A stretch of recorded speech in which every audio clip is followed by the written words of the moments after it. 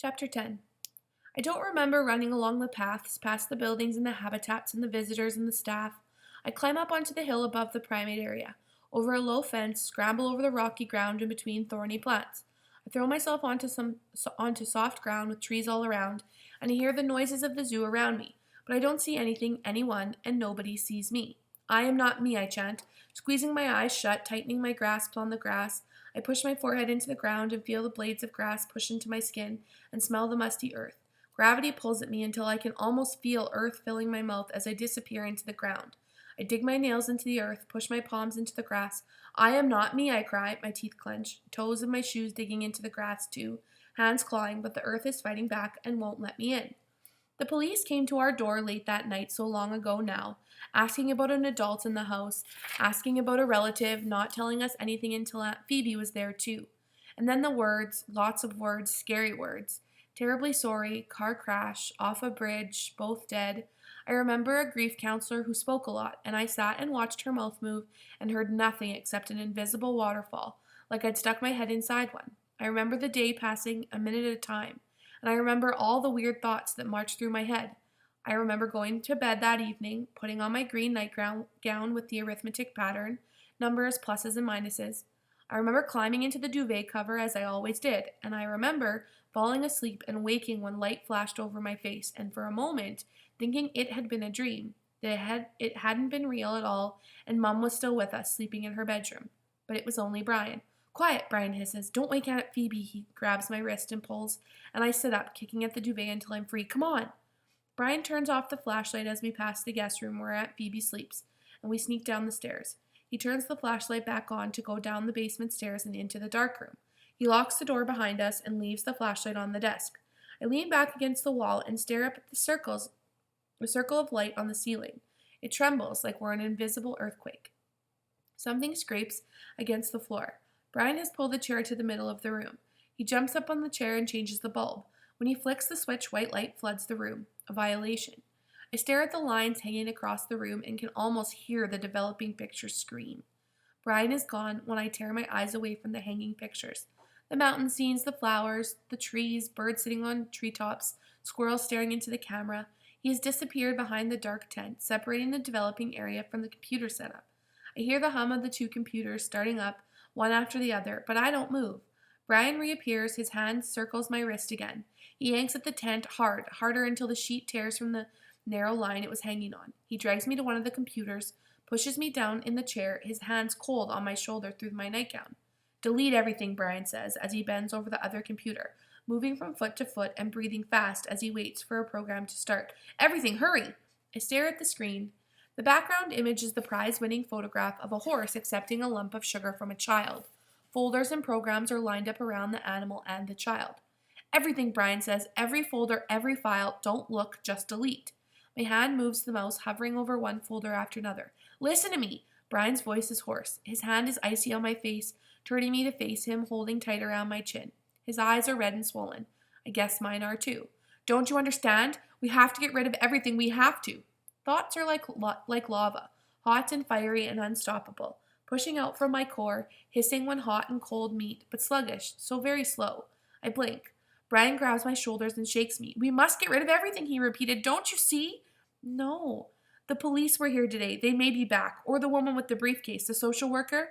If they see this, if anyone sees this, everybody will know. It will be in their files, in the police files. People will find out. The newspaper will find out. The kids at school will find out. Everybody will know what happened to us. His fingers dig painfully into my shoulder, and I whimper. Do you understand? Do you want them to know? Do you? Do you want people to see these pictures? I look up at the photographs hanging on the line, swaying from the turbulence caused by our moving bodies. They're lovely. They're art. Prize-winning art. Sunsets, sunrises, mountains, people, smiles and ice cream and puppies playing in the grass. They're lies. Nothing but pretty lies. No, I say dreamily, my gaze fixed on the beautiful pictures. I don't.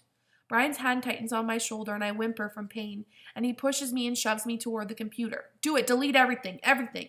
I kneel on the wobbly office chair and get to work. I delete all picture files and documents and email from the computer, then from the flash drives jumbled in the drawer, from the backup drives hidden behind the screen, from the camera memory cards, from the online backup system, Brian kneels on the floor, surrounded by piles of DVDs with numbers and letters scrawled on them with a thick black pen. He hits them with a hammer until they're like a million glittering pieces, a treasure hoard of stars sparkling on the carpet. He starts to shove them into an empty box that once held photographic paper and swears when he cuts himself. He looks up and finds me swiveled away from the computer and frowns. Done? I nod. Brian pushes me away and checks my work, and with a few clicks of the mouse starts to reformat the hard drive. He leaves the computer working and goes through the cabinets again. His face is red, his hair damp at his temples, his breathing swift and erratic. Fever, Mum would say, but she won't. She will never say anything ever again. Grief bends me, and I vomit on the floor, and Brian curses. Mom, I whimper. Shut up, Brian snarls. We'll clean up later. He pulls a small shredder from under the desk, pushes it over to the filing cabinet and plugs it in and yanks the drawer open. Everything, he says. Everything into the shredder. Don't look, just shred. Then everything into the bin when the shredder is full. The shredder makes a low hum when I turn it on. It hisses like a reptile as it slices the first picture.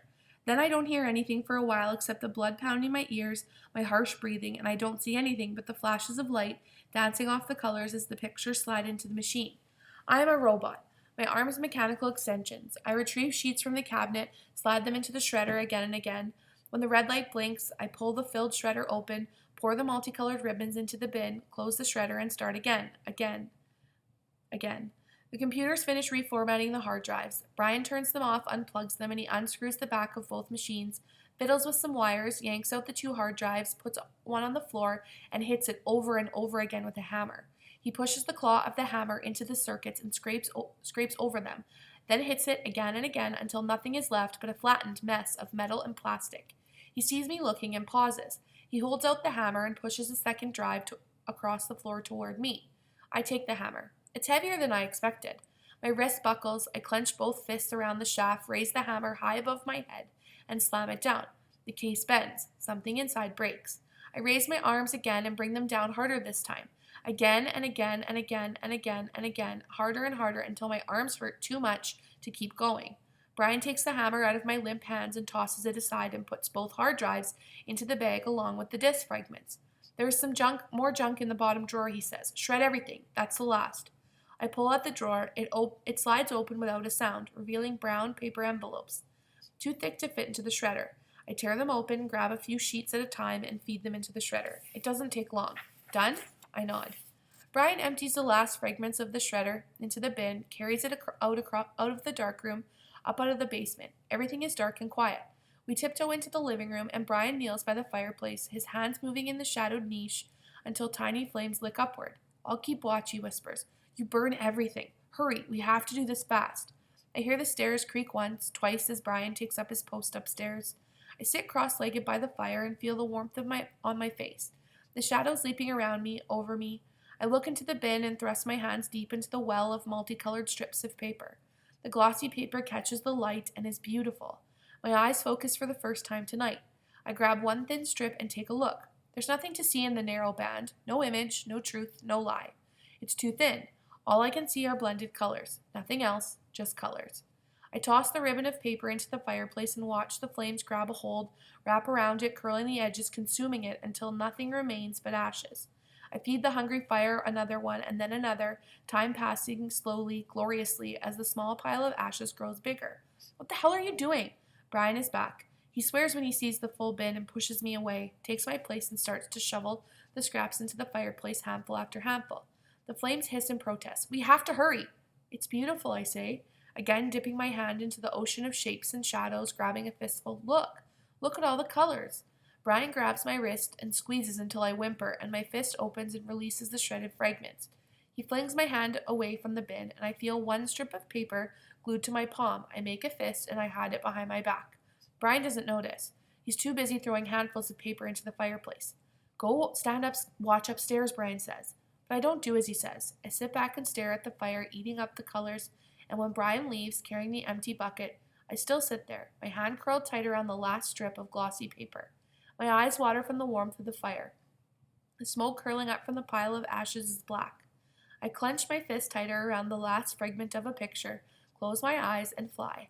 Slip up the chimney, follow the smoke up into the sky, up, higher and higher. I wait for the smoke to disperse and disappear, but it never does, and neither do I.